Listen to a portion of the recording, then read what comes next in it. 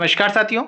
भारत की जनगणना 2027 का आयोजन 2 चरणों में किया जाएगा। आज की वीडियो में हम बात करने वाले हैं दोनों चरणों की समय सीमा के बारे में, साथ ही साथ जनगणना कराने वाले अधिकारियों का मानदेय और प्रशिक्षण में मिलने वाली राशि तथा वाहन जो किराए पर लिए जाएंगे उनसे संबंधित कितनी राशि का भुगतान किया जाएगा, सबकी चर्चा हम इस वीडियो में करने वाले हैं।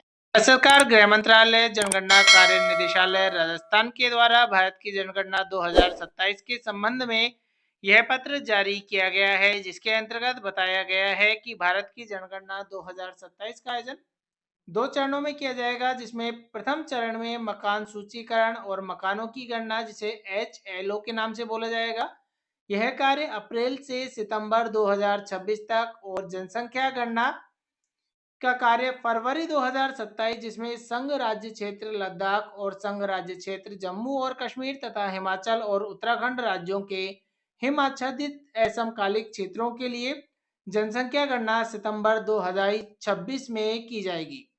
भारत की जनगणना 2027 में आंकड़ों के संग्रह की गुणवत्ता बढ़ाने और आंकड़ों के शीघ्र प्रकाशन को सक्षम बनाने के लिए प्रौद्योगिकी का व्यापक उपयोग किया जाएगा।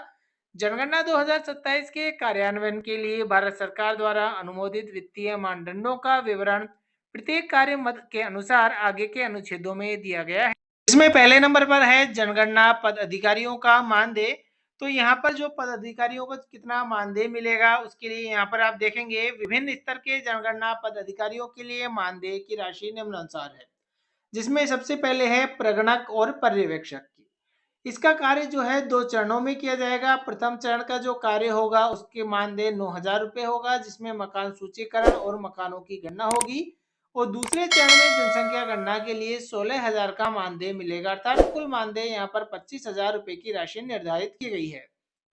जनगणना संबंधित आंकड़ा संग्रह और अन्य कार्यों के लिए प्रगणक और पर्यवेक्षक अपने स्वयं के मोबाइल उपकरण का उपयोग करेंगे। इसके अलावा आवंटित गणना ब्लॉकों के दौरे के लिए अलग से कोई टीएडीए प्रदान नहीं किया जाएगा, यानी कि यहाँ पर कोई अलग से ना तो आपको टीएडीए मिलेगा, ना ही कोई मोबाइल उपकरण यहाँ पर मिलेगा।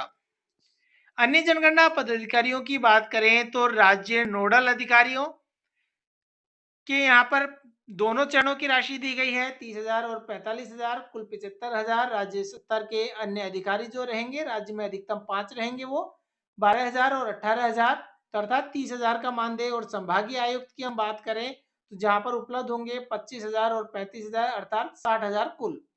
जिला जनगणना अधिकारी, उप जिला जनगणना अधिकारी, जिला सूचना विज्ञान अधिकारी, एनआईसी डीओआईटी, तो इनके लिए प्रत्येक जिले से अधिकतम ये 8 रहेंगे, जिसका कुल मानदेय 45,000 रहेगा। उपखंड अधिकारी की बात करें तो 20,000 प्लस 25,000, 45,000, और चार्ज कार्यालय में जनगणना लिपिक प्रत्येक चार्ज कार्यालय में एक होंगे, जिनका मानदेय 12,000 प्लस 18,000, तो 30,000 का यहाँ पर मानदेय रहने वाला है। जनगणना कर्मियों को मानदेय प्रत्येक चरण का कार्य सफलतापूर्वक पूरा होने पर दिया जाएगा। चार्ज अधिकारी यह सुनिश्चित करेंगे कि उसके चार्ज के प्रगणक और पर्यवेक्षकों को मानदेय भुगतान कर दिया गया है।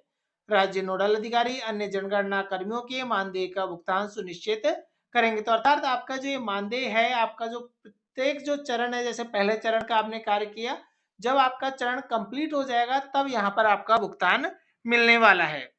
इसके बाद में है राज्य जिला प्रशासन को तकनीकी सहायता।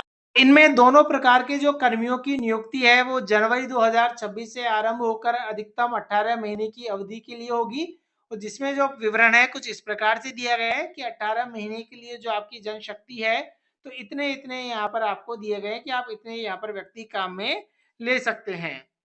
साथ ही साथ इनका जो मासिक पारिश्रमिक रहेगा वह 25,000 रुपये प्रति माह, और एमटीएस के लिए 18,000 रुपये इनका प्रति माह का मासिक पारिश्रमिक निर्धारित किया गया है, जो कि 18 महीनों के लिए अधिकतम इनकी अवधि हो सकती है, और उसके बाद में यह सहायता स्वतः ही समाप्त कर दी जाएगी।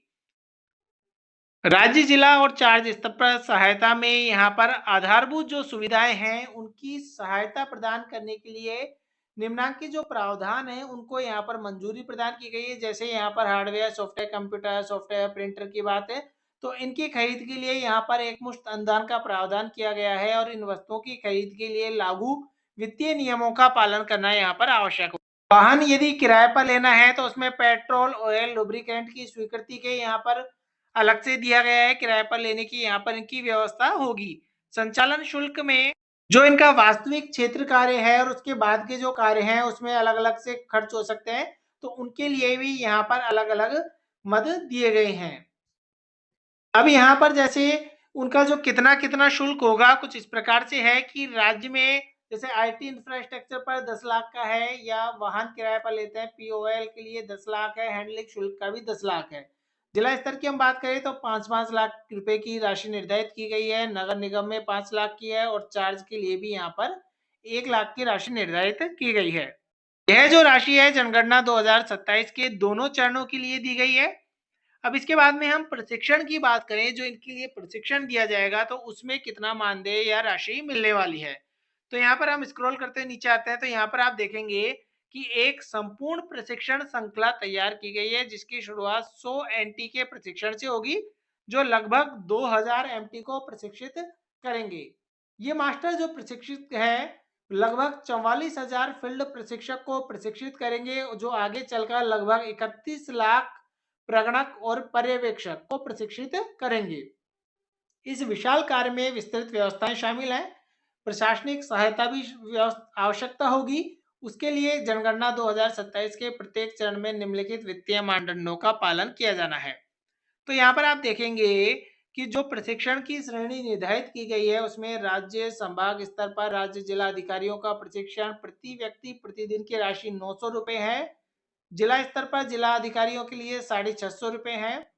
तकनीकी सहायक के लिए 650। सामान्य क्षेत्र में फील्ड प्रशिक्षक का प्रशिक्षण के लिए 600 रुपए और प्रगणक और पर्यवेक्षक का प्रशिक्षण के लिए भी 600 रुपए की प्रति व्यक्ति प्रतिदिन की राशि निर्धारित की गई है। अब यहाँ पर देखेंगे जो प्रगणक और पर्यवेक्षक के प्रशिक्षण के लिए प्रशिक्षण में भाग लेने के लिए प्रति व्यक्ति प्रतिदिन 600 रुपए का प्रशिक्षण भत्ता स्वीकृत किया गया है। इसमें प्रशिक्षण के दौरान प्रतिभागियों के लिए जलपान की व्यवस्था के लिए प्रति व्यक्ति प्रतिदिन 200 रुपए भी शामिल है। जिन प्रगणक और पर्यवेक्षक द्वारा क्षेत्र कार्य आवंटित किए जाने और प्रशिक्षण में भाग लेने के बाद भी आवंटित कार्य नहीं किया जाता है तो उन्हें प्रशिक्षण भत्ता नहीं मिलेगा। अर्थात ये जो 600 रुपए हैं इनमें तो 200 रुपए जो ट्रेनिंग जहाँ पर आयोजित होगी तो 200 रुपए तो उनको दिए जाएंगे और बाकी शेष रुपए जो है प्रशिक्षकों को यहाँ पर राशि मिलने वाली है। अन्य लोगों के लिए प्रति व्यक्ति प्रतिदिन की राशि में जलपान भी शामिल है। अर्थात जैसे यहाँ पर 650 है, इनमें 200 रुपए जलपान के हैं, बाकी आपके 450 रुपए प्रशिक्षण के रहने वाले हैं। के बाद में है मास्टर प्रशिक्षक और फील्ड प्रशिक्षक के लिए मानदेय। तो इनके लिए यहाँ पर 1800 रुपए एमटी प्रतिदिन का निर्धारण किया गया है, जिसमें फील्ड प्रशिक्षक के 2 बैचों को प्रशिक्षण देने के लिए राज्य के भीतर एक जिले से दूसरे जिले की यात्रा करनी पड़ती है। तो यात्रा व्यय के लिए अलग से 4000 रुपए का प्रावधान किया गया है। फील्ड प्रशिक्षक के मामले में प्रगणक और पर्यवेक्षक को प्रशिक्षण देने के लिए एफटी का मानदेय 1000 रुपए प्रति एफटी प्रतिदिन निर्धारित किया गया है।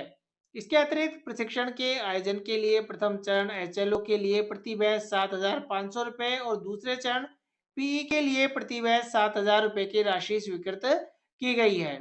यह राशि जिला चार्ज प्रशासन को प्रशिक्षण के आयोजन हेतु स्थल, प्रोजेक्टर, ऑडियो सिस्टम और अन्य संबंधित व्यवस्थाओं के लिए उपयोगी होगी। तो कुछ इस प्रकार से यहाँ पर जो इनका मानदेय है या प्रशिक्षण के लिए जो राशि मिलने वाली है उसकी चर्चा हमने आज की वीडियो में की। तो आज की वीडियो में इतना ही। धन्यवाद।